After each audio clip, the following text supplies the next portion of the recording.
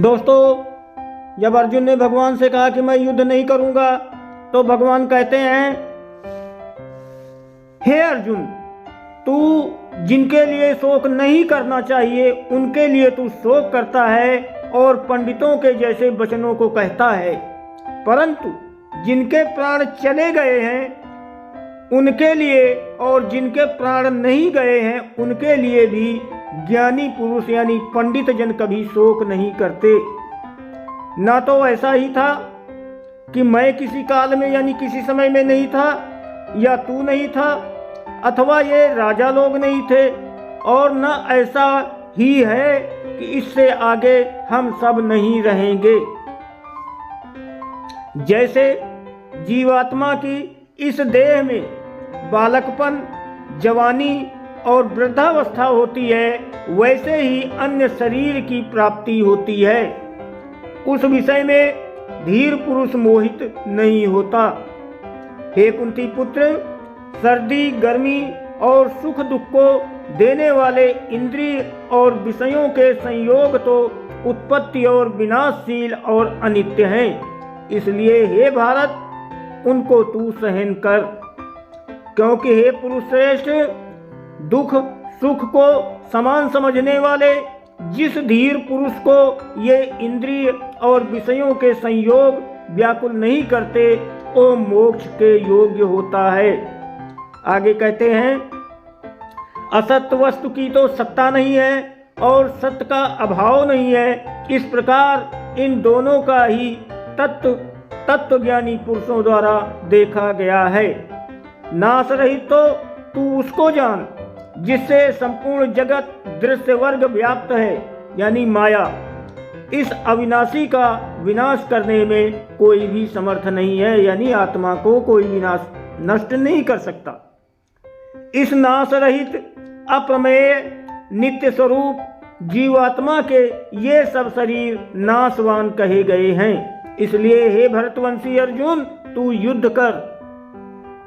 जो इस आत्मा को मारने वाला समझता है तथा जो इसको मरा समझता है, वे दोनों ही नहीं जानते, क्योंकि ये आत्मा वास्तव में न तो किसी को मारता है और न किसी के द्वारा मारा जाता है।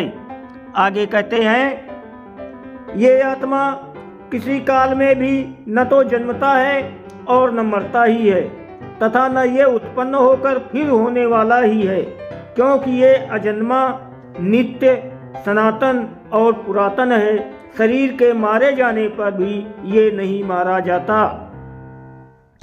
आगे कहते हैं, हे प्रथापुत्र अर्जुन, जो पुरुष इस आत्मा को नाश रहित, नित्य, अजन्मा और अव्यय जानता है, वो पुरुष कैसे किसको मरवाता है और कैसे किससे मरता है।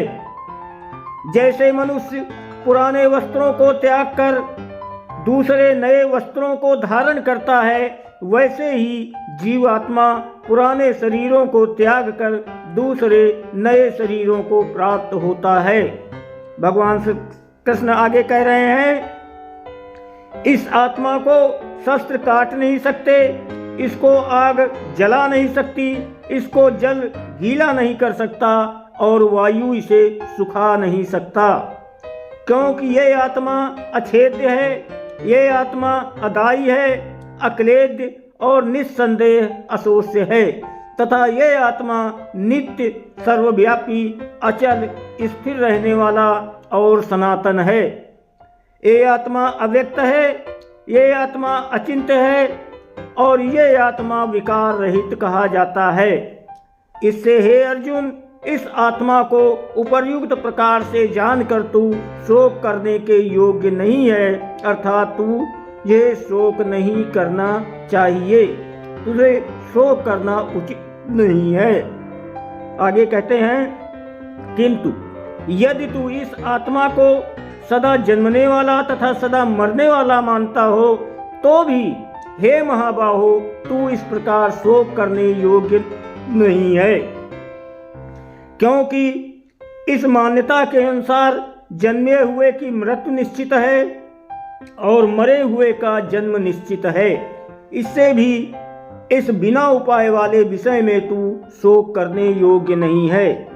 हे अर्जुन, संपूर्ण प्राणी जन्म से पहले अप्रकट थे और मरने के बाद भी अप्रकट हो जाने वाले हैं, केवल बीच में ही प्रकट हैं। फिर ऐसी स्थिति में शोक क्यों करना।